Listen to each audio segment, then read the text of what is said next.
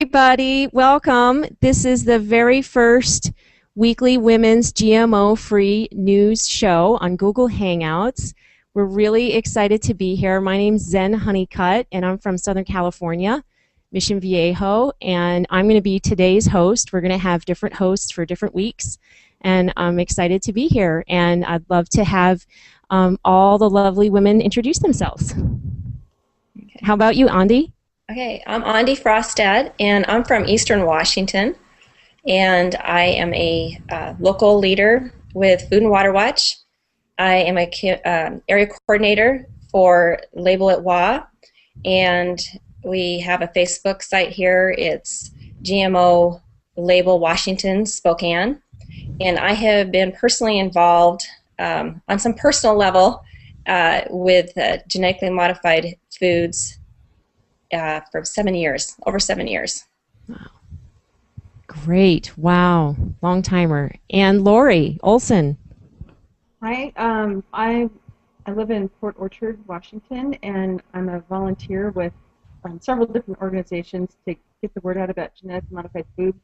I've only known about it for the last 3 years, and I worked with Label It WA to get signatures, and now I'm doing this and working to get groups together, people who may not know about the different groups. I'll help them connect with the local groups however I can. Great, thank you. Two ladies from Washington State, which is very exciting. Washington has been one of the states to have some of the most success with going GMO free. Can you tell us the names of the two counties, aren't there, that ban GMOs up there? Yes, well, I know of Puget Sound. Mm-hmm. They recently have banned the growth of genetically modified foods there. And I know Douglas County, that's what they hope to propose. I don't know if that's actually finalized yet, if that's gone through. Okay. Very cool. It was a San Juan Island County. Oh, sorry, That's yeah, right, San Juan Islands. Yeah, I meant San Juan. Sorry, San Juan That's Islands. okay. San Juan Islands. Okay, excellent. Well, way to go, Washington. Really excited to have you on the weekly Women's GMO-free news show. In the future, we're going to have people from Connecticut and Idaho and just all over the country. We're going to have guests on the show. Again, my name is Zen Honeycutt, and a little bit more about me. I'm a mom of 3 boys who have life-threatening allergies, which are actually healing from going GMO-free. It's only been about 4 months since we've known about this and been vigilant about it. I'm a newbie on the block, but very, very passionate about it. And my son his allergies have dramatically improved since going GMO-free. And to me, that means a future where he won't have ulcers in his stomach and therefore won't have cancer. So to me, it is extremely important to share this with people, to empower. We are here to empower women across the nation to educate themselves about GMOs and to take action to go GMO-free, to support whatever initiatives are going on in your state, which could be ballot initiatives, legislation, marches, demonstrations, petitions, reaching out to your congressman or your neighbor, and to find out about GMOs.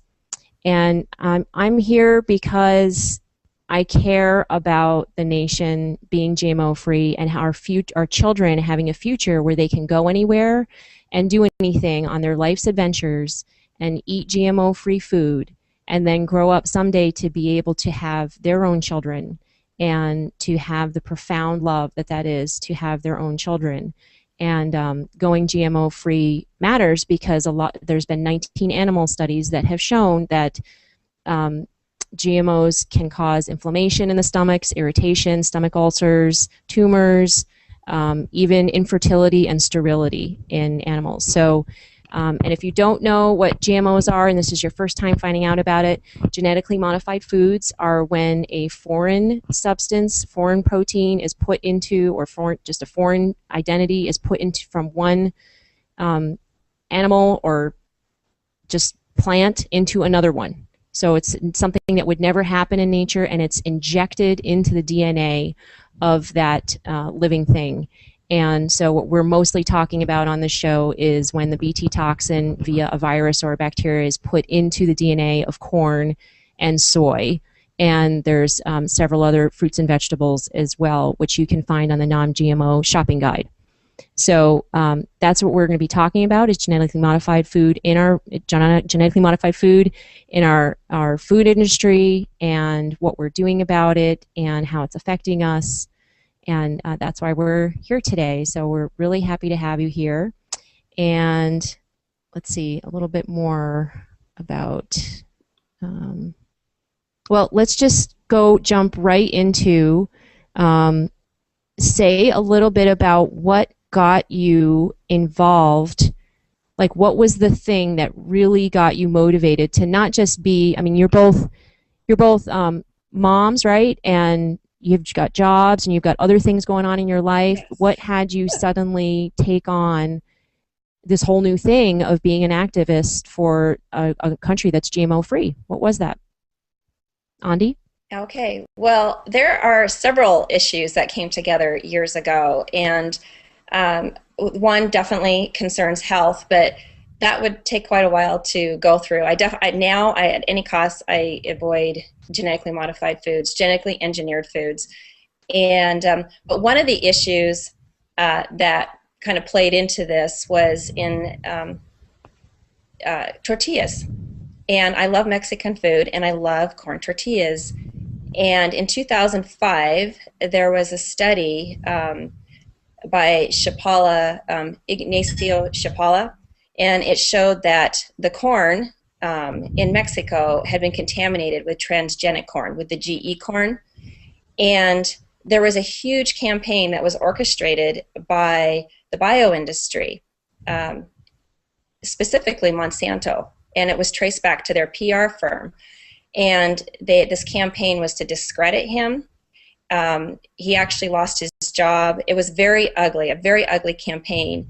And what struck me, and since then, there's been multiple studies that show that, in fact, the findings that the corn had been contaminated there was true. And but what struck me was how one can claim, like the company Monsanto, that they are the right or for the good of the people and for our public interest, if the way they treat people is not congruent with that statement. And that really struck me because they don't have the interest of me or the welfare of my family or of my community or of my state or of my country. It's basically for them just to get control over what's put on my plate and what I feed my family and myself. And so tortillas, it's basically to defend tortillas, which really represents all food.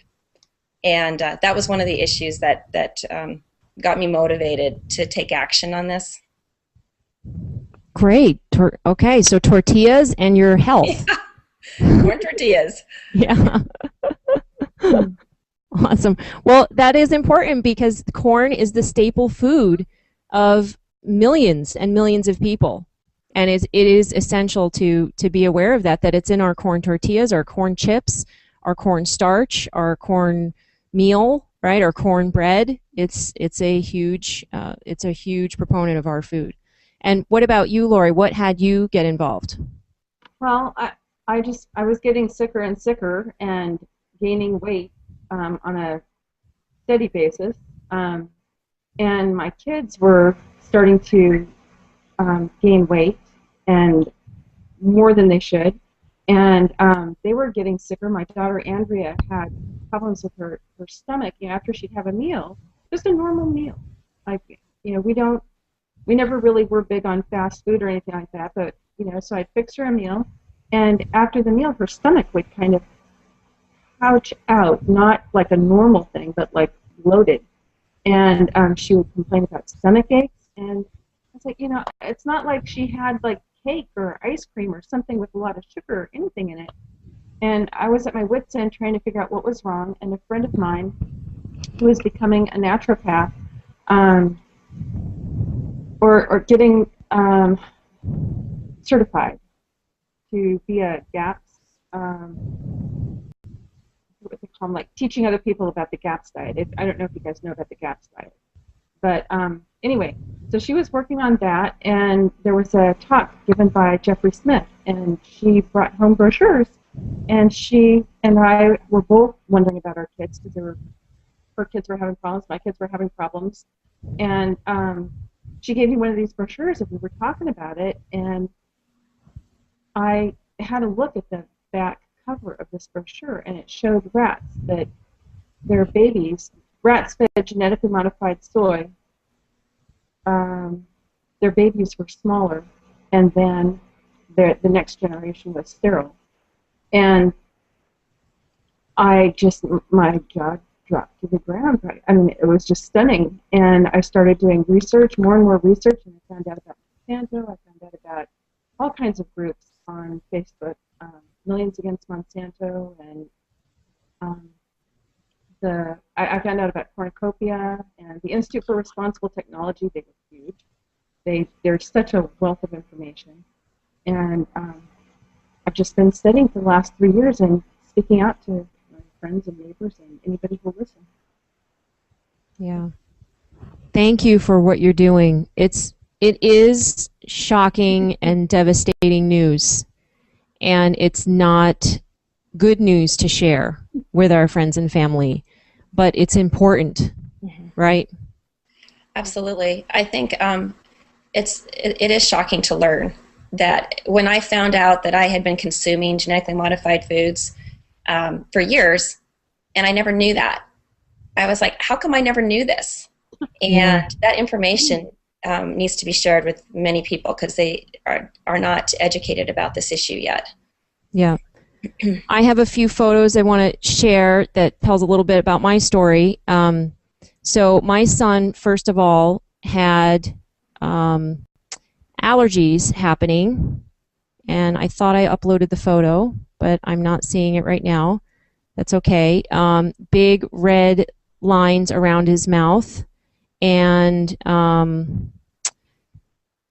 we started investigating and just found out that it was a Caringian allergy, and I found that out by going to an iridologist. Not the Western medical doctors had no idea, and they just wanted to slap a cream on it, and the cream hurt. And so we went to an iridologist, which actually looks at your eye and can read through scientific, like a program and everything. I know it sounds very woo-woo, but she could absolutely tell that it was Caringian, and when he was later on accidentally exposed to it, it's when the allergy came back up again. And Caringian is a seaweed food thickener that's in hot dogs, ice cream, sauces, lunch meats, candies. It's like in everything that kids love. So it was really, really difficult because all of a sudden he couldn't eat any of the food at Cub Scouts, right, or birthday parties or anything. And it got me thinking, like, okay, I understand a nut allergy. A lot of kids are allergic to nuts. And my other kids are allergic to dairy, eggs, eggs and dairy, eggs, gluten, nuts, but those had been a little bit more common. But the Caringian is like, okay, why all of a sudden one day he can eat a hot dog, but the next day he can't? There's something going on here. So I started investigating, and I found out about Robin O'Brien. Can you see that photo? Yeah. Okay. So I found out about Robin O'Brien's TED Talk and read her, and I cried. I just sobbed watching her TED Talk because I went finding out that I've been feeding my kids genetically modified food their whole lives. My son was 9-year-old at this time, and I didn't know about it. Right. I felt horrible. At the same time, I felt a sense of relief in finding out about it because now I could actually do something about it. And I read her book, The Unhealthy Truth, and I began sharing with everybody, and I felt really weird. I felt like this weird GMO lady, right, sharing about it, but I knew that this was it. Like, I knew this is the reason why my kids have so many allergies. This is the reason why so many kids have so many allergies. In fact, I have a slide which shows, an image which shows the health risks that have increased throughout the United States since GMOs have been introduced. And they are exponential. I mean, it's just strong correlation. Very strong correlation, right? There's not exact evidence or proof, but I'm using my mommy common sense that when my kid is exposed to genetically modified foods, it causes irritation in the stomach. I mean, if it causes the bug's stomach to explode, that eats the corn, right, and kills it, what is it going to do to us? Well, it just makes common sense that it's going to irritate our stomach lining. And over time, when that stomach lining is irritated, it can cause permeability, and the permeability causes the food to escape out of the stomach lining. And then the body attacks that food particle that hasn't been digested yet as a foreign invader. And that's what happened with the carrageenan for my son. And so then the body sees it as a foreign invader, and the stomach gets more and more inflamed and irritated. And then over time, if it's not resolved, then there can be stomach ulcers, which can lead to stomach cancer. And so slapping a cream on a rash isn't going to resolve it. And it's actually in fact, quite serious, because you could be ignoring the body's way of telling us. The rash is a good thing. It's the body's way of telling you, hey, there's inflammation going on in the stomach. Right. Right. Yeah. So so that is that. So finding out about this rise in all these different health issues, food sensitivity, 700%, and actually in Robin O'Brien's book, she says that the life-threatening allergies have risen 265% in ER visits alone from children that have life-threatening food allergies. So that's kids that are going to die from food unless they go to the hospital. And that is wrong. And and that is wrong. That is, it's just insane. So that got me researching about, what's being sprayed in our fields and what our kids are eating. And we became quite active in Prop 37. And there's my boys with the Prop 37 sign. And I also, by the way, read the book by Barbara Stick called Food and Behavior, which after the very unfortunate school shooting in Connecticut, just shows profound amount of links to kids who have behavior issues, OCD, obsessive, behaviors, depressed, manic, bipolar, manic depressive, all of that. She says that you ask any kid that has these type of things, violent, aggressive behavior, and they will brag that they only eat junk food, that they live on junk food. And so food can also very strongly affect behavior, which Absolutely. I found, affected my son as well.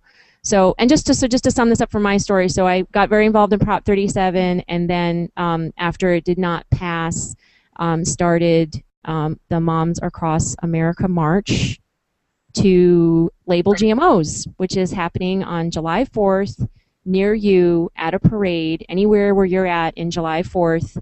There are we're launching our site next week on Wednesday. There's a map that shows where the events are all across the nation, and you can sign up with your mom friends, with your family members, not just moms, but everybody who wants to support GMO labeling. There's still probably 60% of Americans that don't know about genetically modified food. Right. So we want it labeled so that they can find out about it, and we also want to continue the conversation to how everybody can go GMO free in the meantime, because if we don't buy it, they can't sell it. So we can cause a consumer rejection tipping point, just us this year. Right. So yeah, so that's awesome. Yeah, that's what I'm up to now. And what are you ladies up to in Washington? Tell us a little bit more about what's going on there. I'll let you start, Lori. Oh, thanks. I was going to let you start because you've been to the hearing and I want to hear about it.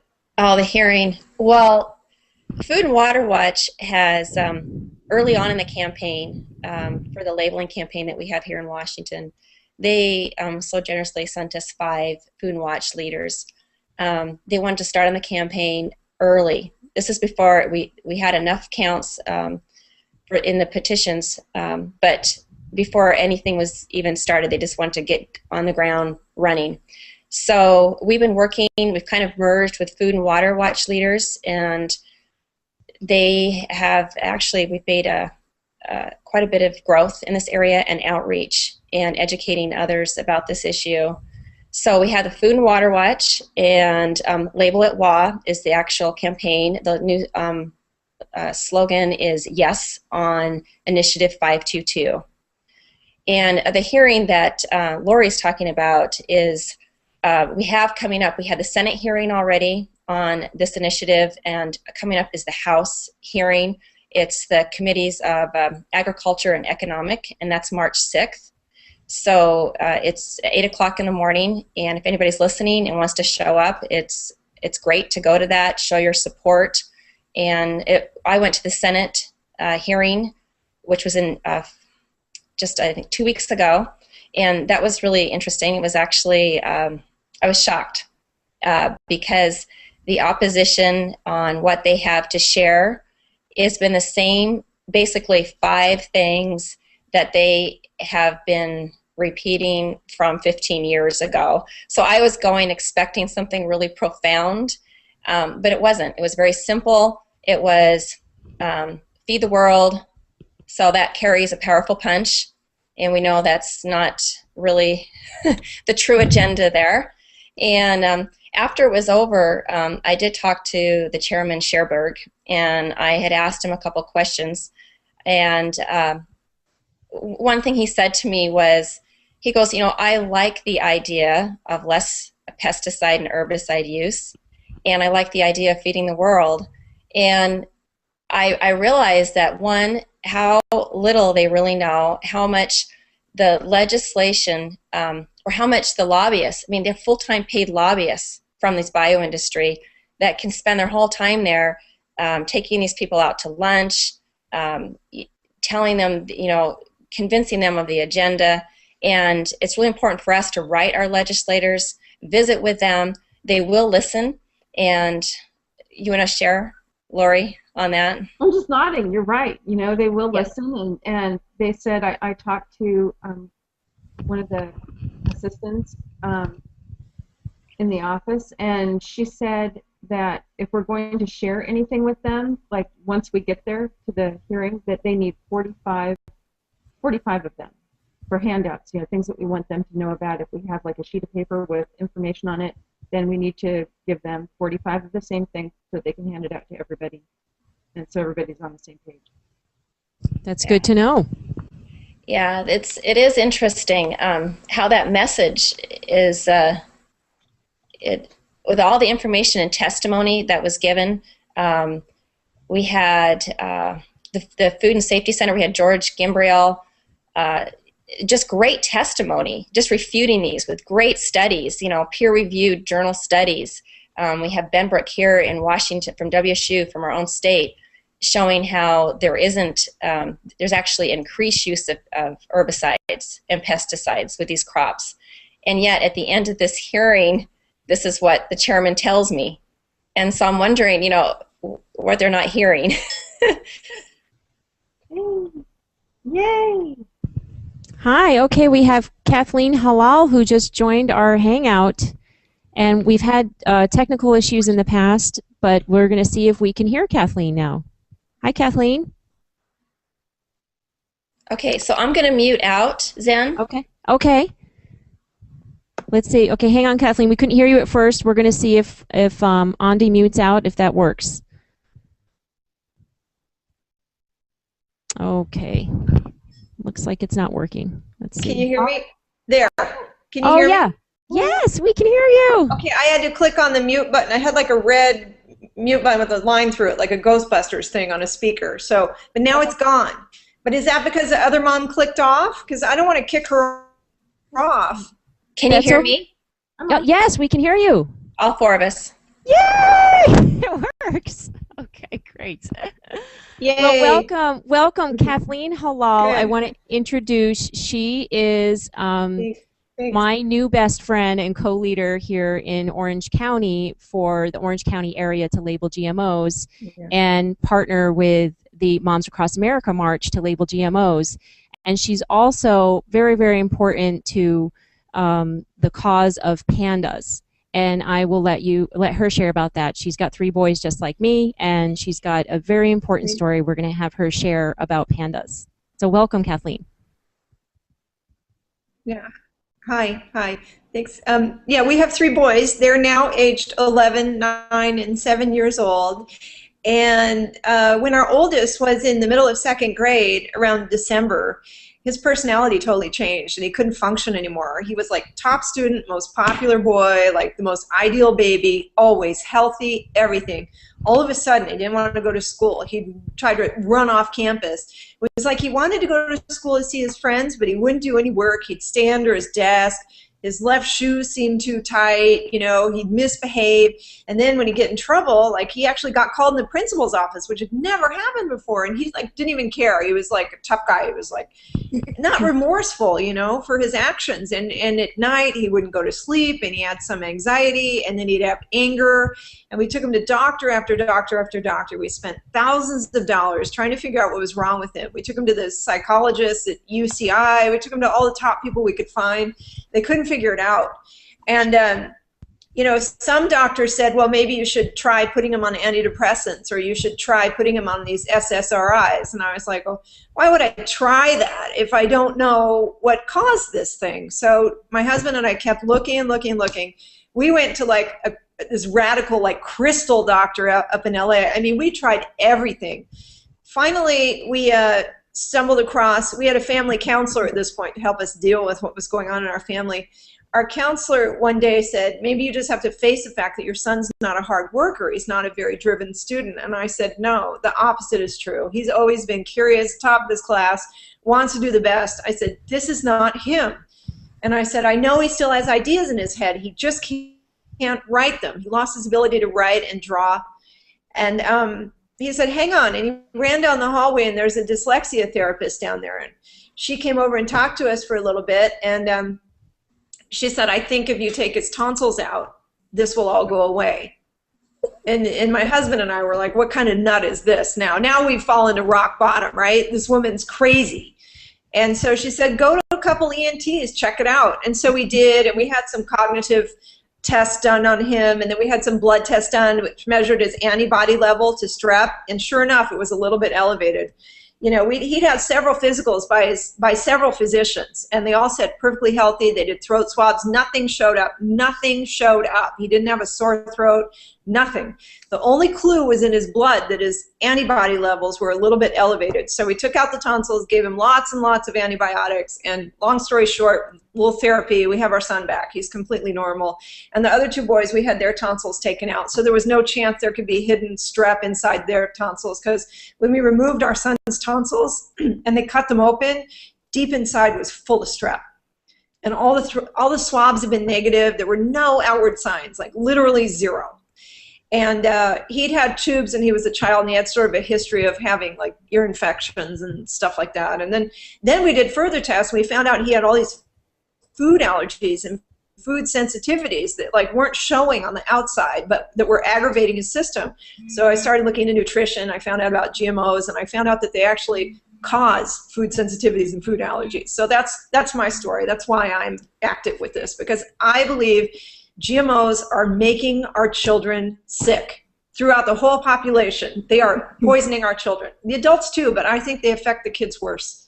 So yes. I'm on a rampage. I don't like the fact that there's GMO-filled baby formula out there. I think that's just sick. So anyway, that's my story. Thank you. The baby formula is 46 to 64% GMO soy. That's so bad. Yeah, and that's what they give out free in the hospitals to moms who can't afford to buy organic formula, right? They give it out free. Like me, you know, our pediatrician told us Enfamil's the best, so that's what we gave our sons. We could have afforded organic. I just didn't know. Yeah. They didn't know. That's it. Yeah, they didn't know. So anyway, I'm pretty angry, because I feel in my heart that if our son had been on organics all the way along, that we would not have had these issues. Yeah, if you had known, if there was a label on it that said this contains genetically modified food, you're a smart lady, you would have wanted to know what that was. Right? You would have probably not chosen to eat that. Absolutely. And what's more, these kids that have this PANDAS condition, which is exploding, by the way, doctors see it and they don't know what it is, and they treat it as a psychological issue, and they put them on these horrible drugs while their brains are developing, and some hospitals are taking these children that have been diagnosed with PANDAS by other doctors. They're taking the children away and locking them in psych wards. They're calling Child Protective Services. They're taking custody away from the parents that are treating these kids lovingly for pandas, and they're sticking them on these mind-altering drugs, which are not good for pandas kids because you're not getting at the infection. So what? Sorry, I am really, really upset about this. Yeah, it's outrageous. It's absolutely outrageous. Really, if you look at what's really happening, our kids are being attacked by the food. Their immune systems are being attacked by the food that we're feeding them. And it may not be every kid, because every kid has a different type of immune system, right? Every kid is exposed to different kinds of germs and bacterias and strep infections. So it's not going to be across the board, but the increase and the rise of these problems is across the board. We showed this slide earlier. It is correlate. It's got to be correlate. And so, thank you very much for sharing that. You're welcome. Yeah. Oh my goodness. But our kids are better now. Are all of us moms on organic diets for our families? I assume, right? Oh yeah. Yeah. Everyone here. And mine is a GE-free diet. So there's some things that I would eat that are not organic. What's important to me is that doesn't have any components of anything that's genetically engineered. Mm-hmm. Got it. Which ends up with your only choice being, is in a lot of cases, is being organic, which causes kind of a class warfare. I mean, you could buy a papaya, I don't know how many years ago, it didn't cost much at all, but now to buy a papaya that's GE-free, you're paying $5 in Washington State for a GE-free papaya or organic. I mean, that's ridiculous. It shouldn't cost me more, but it's costing me more because we're not being able to vote for what we want. That communication, that line of communication to the farmer on what the consumer wants is totally blocked without labeling. Yeah. So we have a question here from Lori. But Kathleen, can you tell us a little bit more? What does PANDAS stand for? Go around it. Oh, I don't want to take all the time. Someone has a question. PANDAS stands for Pediatric Autoimmune Neurological Disorder Associated with Strep. Or sometimes it's called PANS now. And there are major studies going on at Stanford, Yale, Johns Hopkins, Harvard, and the National Institute for Mental Health, the NIMH. They are all studying this. It's just that there's a war out between the doctors who are basically financed by the big drug companies who are, Monsanto. Monsanto and Pfizer are the same company. I don't know if you guys know that. But Monsanto makes the poison that makes us sick, and then Pfizer sells us the medicine that, I don't know how much it makes it better, but, keeps us going. So, I mean, that's how that works. It's really terrible. But anyway, there are a lot of doctors who are in medical schools and researchers who are funded by these chemical companies. And so they're fighting not to have pandas recognized because the fix for pandas is improved diet and antibiotics and maybe remove the tonsils. And it's kind of a cheap fix relative to $400 a week of SSRIs. So the keeping the kids mentally ill is profitable for these drug companies. And I think that there are really sinister influences out there that want to fight getting the word out about pandas, that we can help these kids with diet and antibiotics. There's like a big political war. Doctors are just banging heads on this right now. Yeah, our kids But there are some really evil doctors that want to just lock these kids up and keep them on dope instead of fixing. Yeah, and our kids are hundreds of times over medicated over other countries, like 500 times more. I mean, it's just ridiculous. And I have an exchange student from Hong Kong. She's never heard of anybody that's been medicated for anything like ADHD or depression or bipolar. She has no teenage friends that are medicated. Could you imagine? Every single teenager in America has friends that are medicated. Yes. Probably many friends. Mm-hmm. These are our kids. This is our country, and this is unacceptable to us. This is not the way to raise a generation of human beings to their fullest potential. They're being robbed of their future. And then they like to say at these hearings, they like to say there's no known ill effects from this food. Well, I'm sorry, but we're right here and we're talking about it, and there are ill effects. I could tell a huge difference for my daughter, myself, my son, my husband. We all could tell a big difference when we got off of genetically modified. What difference exactly? Can you tell us? Well, for one thing, my mind was very foggy, and I still have some trouble remembering things, but there's various, I mean, getting healthy from being on this stuff for so long, it's a journey. And everybody's journey is different. Everybody's bodies have reacted differently. We're all a bunch of chemical soup between all the different additives and preservatives and whatever it is that they put in all these processed foods. Unless you have been on just, whole foods all your life, eating grown your own vegetables, we're all exposed to all kinds of things. And so each of us, our bodies are so unique. They're each acting differently. And so some people, they say, oh, I'm feeling fine. Everything's okay. Well, it may be okay now because you're maybe in your 20s, and maybe you've grown up on a lot of really great food. Maybe your family had a garden. But for some of us who were already at risk because we had mercury in our mouths for years and we were, falling apart from that, and then we get that out of our mouths, and then we get genetically modified food, it's just more poison.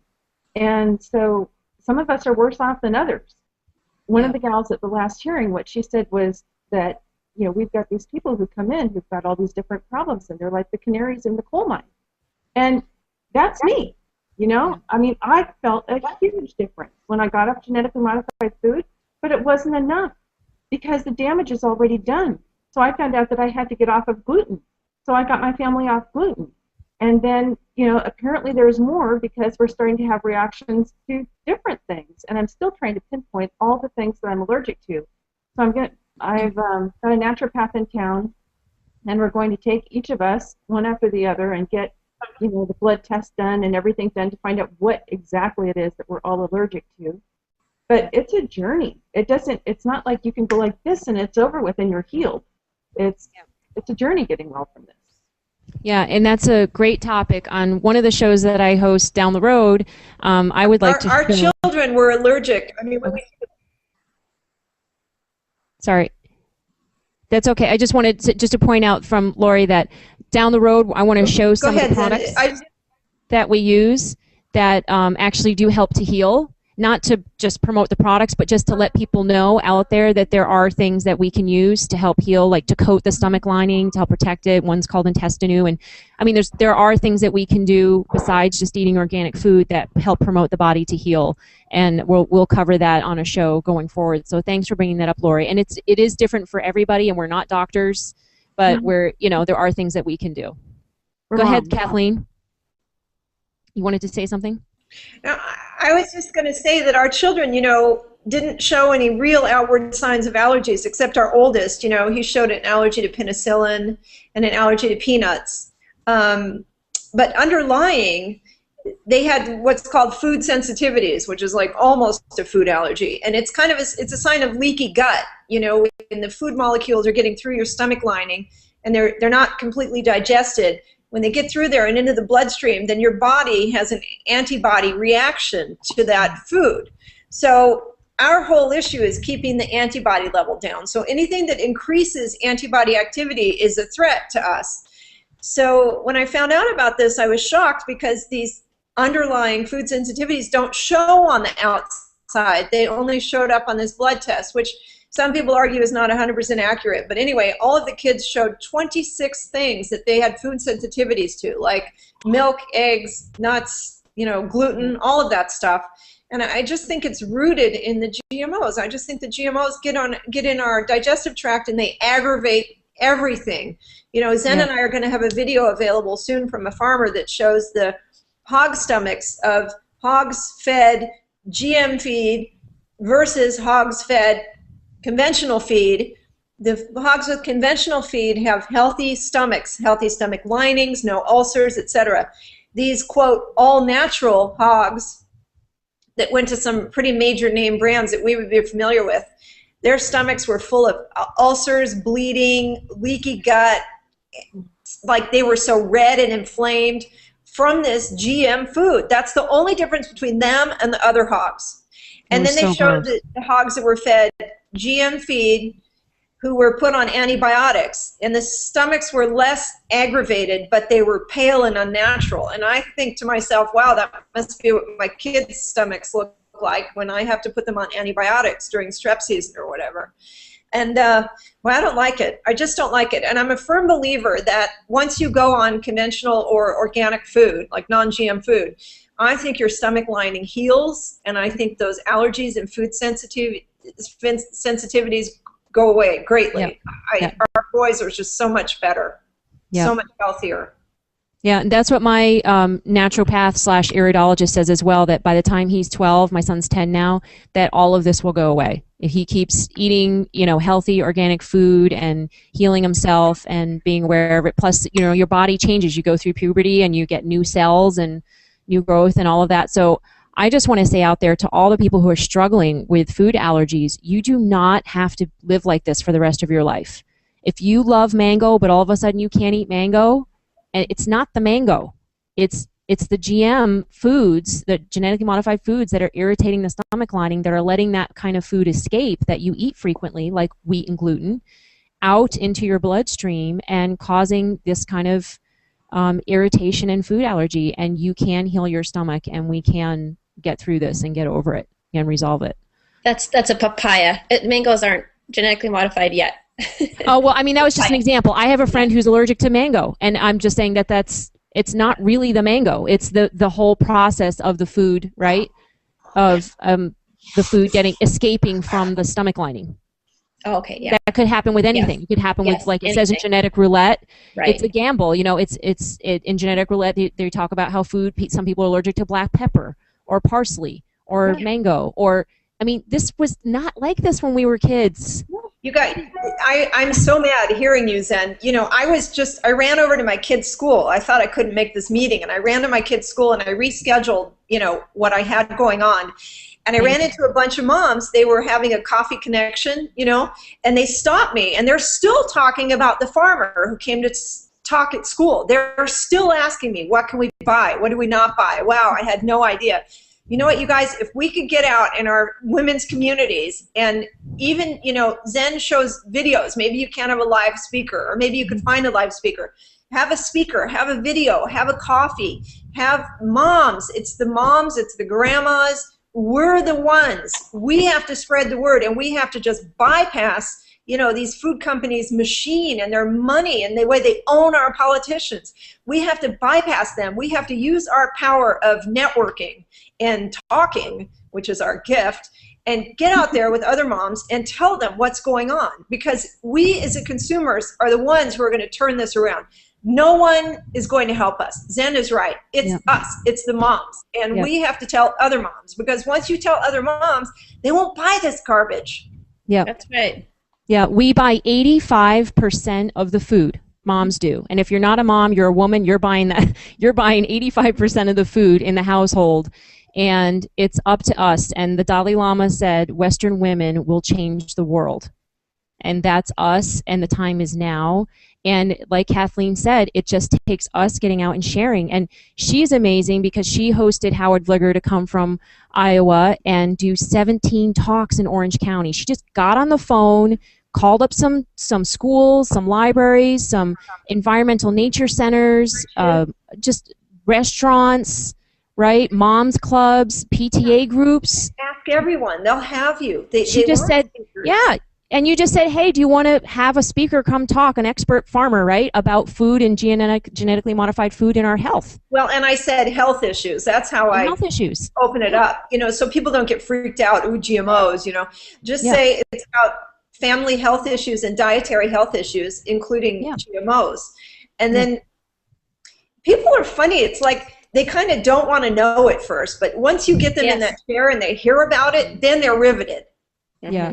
If you just get them to the talk, then that's it, and they will tell their friends. So it's word of mouth. And like Lori said earlier, we need to talk to our congressmen. When it comes down to it, they eat too, and they have kids too, and they don't want their kids or grandkids to be infertile like the rats that ate genetically modified food after the third generation. They want their kids to be able to continue to have children and be healthy and be allergy free. So that's what it's about, is just making that personal connection and reaching out and sharing with somebody and even asking them, hey, do you know about genetically modified foods? Do you know the health risks that are associated with them? Can we talk about it for a little bit? And, you know, reaching out like that, you're going to alter the entire future of that whole family and everybody that they come in contact with. You know what? I don't think we're going to reach the men. I think we got to go for the women in Washington. I'm not kidding. I'm completely serious. They're moms too. And women care more about this than men. Men are like, oh yeah, they say it's safe. It must be safe. I'm busy, and Monsanto sent me a check last week. So I don't know. I just don't know if we're going to reach the men. You know, except for the ones like Kucinich and Sanders. Mm-hmm. Go ahead, Lori. Sorry. There's exceptions to that rule. There's a great guy who has a website that's called Sustainable Pulse, and I'll put connections. You know, once we get this on YouTube, I'll put connections to his website. He's after this in a big way, and we're going to have him on our show soon. Good. That's great. I talked to him this morning. And there's authors that are working on things. There's musicians that are working on things. We'll find connections and we'll have them on the show. Yeah, we have some wonderful men that are heroes, but I think Kathleen's point is a lot like Andana Shiva's point about the seeds and farming, is that women farm and grow food and cook food and buy food and you know, feed food to our families, and their only intention is to nurture and to care for their families, whereas a lot of men do it in order for profit. So that's where it becomes a problem, where Monsanto patents seeds and grows seeds and coats them with neonicotinoid pesticides, which are killing our honeybees and which are impacting, you know, the animals around the farms and the human beings that eat the food. And they're doing it for profit, whereas we women only do it to nurture and care for our family. And if we reach out on that basis to other women, we will be effective faster. Not always necessarily true, but we can be more effective faster. And so let's see, there was something that I wanted to mention about that, but that's okay. That'll come up to me later. But we want to talk about a little bit before we end the show. This has been really, really awesome. We want to talk about what are some ways that you are reaching out in your area. Lori and Andi are both in Washington, and a lot is going on in Washington right now. That's so exciting. Yeah. Go, girls. Well, you've got to get those votes. What you were saying is that we actually are going to be hosting some cottage meetings, and we are going to be scheduling some of those.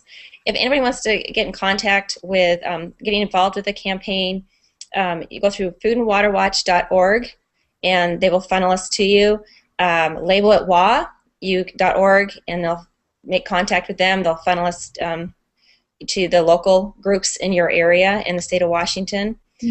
And you can also Facebook GMO label Washington Spokane, and you can message there. But the cottage meetings are very effective in reaching other parents, moms, and there are a lot of men who are involved in this issue. In our local group, we have quite a few men that are involved with this. Oh yeah, I'm not saying quite no a few men will farmers. be interested. There's a lot of farmers in our area. The farmers. I think the farmers and the mothers, Mm-hmm. the farmers and the mothers. If you guys could band together. Yeah. Farmers and the mothers. Oh yeah, I'm not saying no men are interested. Yeah. I'm just saying in terms of approaching politicians. Yeah. Right. I just think you'll get through to a woman quicker. Yeah, it's just faster. Yeah. Yes. Yeah. Great. So, and Andi, by cottage meetings, do you just mean like having people over your house? Yes. Okay. Yes. Great. Yeah. Have people over to your house, a group of people that are invited. Show a film like Robin O'Brien. Mm-hmm. And just give a little education, and it's a non-threatening environment. It's a way to connect with others. And Robin O'Brien's TED Talk, Robin is spelled R-O-B-Y-N, and her last name is O'Brien, TED Talk, O-B-R-I-E-N, Robin O'Brien, and that is a 18-minute TED Talk, and you can also have the book available for people to look through or borrow or whatever, and she's a mom of 4 kids, and it's a very understandable talk, right? Maybe tell people it's called Patriotism on a Plate. Yes, Because it is. Yep, called Patriotism on a Plate. Yeah, she's our queen and our hero. You know, and And also, becoming, yeah. also Genetic Roulette has a 10-minute version as well you can show. And with Jeffrey Smith's website, the Institute for Responsible Technology, there's a whole lot of information there. There's a whole lot of information at OCA, the Organic Consumers Association, and Cornucopia does a great job. The Center for Food Safety, they do a great job. There's a lot of different organizations. Once you get headed down that road, and a lot of people will direct you to other people. So there's a lot of information out there. You just got to tap into it. And the funny thing is that we all didn't know about it at one point. I mean, I've only known about it the last 3 years, and I'm a well-read person. I love reading. My favorite hangout is the library. Totally, I know. And yet I didn't know. And I was so livid when I found out that this was going on. And how could I not know? Yeah. So there's a backlash because of that. I mean, all the rest of the world, maybe Canada and Mexico, not so much, but in other parts of the world. Mexico's on fire. Mexico's on fire right now. Pretty much Canada. Absolutely. Yeah. Totally. I mean, they had that hunger. Those farmers, they're awesome. Because of the 6 million acres of genetically engineered maize that they want to bring into Mexico, and the people do not want it. Huge, thousands and thousands and thousands. They just concluded the hunger strikes, marching the streets. But this isn't just Mexico. This is all over the world. This is India. This is Africa. And these companies are making the decisions of our future, of where they want agriculture to go. And the people's voice is being stifled. But it's only going to get louder. And with groups like us and the movement growing, it's definitely a people's movement. And you don't have to have any special qualifications. I'm paraphrasing somebody, but all you need is to give a darn about tomorrow. And you just find your piece in the puzzle, and just fit it in. And everybody can join in. Yeah, I totally agree. All we need to do is care and share. I know it sounds corny, but we care about our kids, we care about our own health, we care about the future, and all we need to do is pick up the phone or talk to somebody and share about it. And we will win this, and because we are unstoppable. You cannot buy caring about something. No matter how much money Monsanto or these huge companies have, our love is bigger than their wallets, right? and our gift of gab is much greater than their power with the FDA. Huge. And if we don't buy it, they can't sell it. That's right. So, the farmers will not grow it if we don't buy it. Exactly. Yep. That's why we want labeling. We want labeling so there's a clear communication between what the consumer wants and the farmer. And right now, that's being obscured. We can't make an informed decision.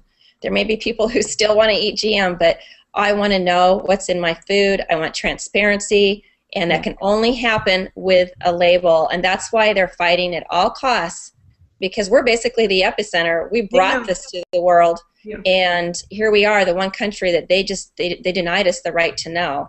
Right. And so we're going to make that happen. And we are. If it doesn't pass here, it doesn't matter, because it's just going to grow. It's going to grow. It's going to grow awareness, and in fact, maybe a good thing if it didn't pass here, because every state's going to go on, and they're going to build. We have the support of California. We have so many people in California who support Washington. They want to donate their time, their energy. So it's just a growing movement. Yep. We got your back in California, and with that said, Andi, can you tell us Lori, can you tell us just a quick sentence about what's coming up for our next show? Oh, yeah. We have John McGoran, who's an author, and he's got a book coming out soon, and he'll tell you about that, and I'm really excited about it. So you can guess what's part of the topic of his book. Anyway, and there's a musician, Rob Herring, which I don't know if you guys all know who Rob Herring is, but he made some great music videos, and he did a great spoof on the whole situation, down in California, how Monsanto felt about keeping us in the dark. It's really great. you've got to see. I'll put a link up. It was Okay. really fun last summer. Good. Sounds like we have a fun show coming up. Good. And anybody want to say one last word before we log off here? I just want to say, please get out there and arrange for community viewings, or what if you call them cottage viewings. If you could get into the schools, into your PTAs, into your churches, get into your organizations. Zen belongs to a public speaking club. If you could get in front of people and share the information, I think that's how we're going to beat this thing. If you get in front of them and show a DVD or a website link, or speak personally, speak from your experiences, and share with people how our family's health has improved since we dropped GMOs. Mm-hmm. If we share these stories, that's how we'll win. Yep. Awesome. And if you want to find out more about pandas, you can go to savingsammy.net, isn't it? Yes, Kathleen? SavingSammy.net, Beth Maloney. She Okay. wrote a book called Saving Sammy about her experiences with her son and finally curing him. He's now at university, has like 3 majors. He worked at Microsoft last summer. I mean, he's doing so well. And, you know, she was a mother who persevered. She didn't lock her kid up in a psych ward. She wanted to find out the cause, why he changed. And now he's better. So there is hope for these kids that suddenly, with a sudden personality change, you know, check out an underlying infection very thoroughly before you consider behavioral medications. Sometimes they're necessary, but sometimes they're not, and you can avoid them. Right. Great. So savingsammy.net, and you have a Label GMOs in Washington website? Label it WA. Label it WA, and you can also .org. go to momsacrossamerica.com. We have our blog site up now, but we'll have our brand new site up next Wednesday. And you can come back here and hang out with us on Google Hangout once a week, and we'll be posting on Facebook what the link is. And we want to thank everybody very much for hanging out with us, for talking to us about the news going on with labeling GMOs, and to keep on sharing. Thanks so much. Thank you. Bye, everybody. Bye-bye. Bye.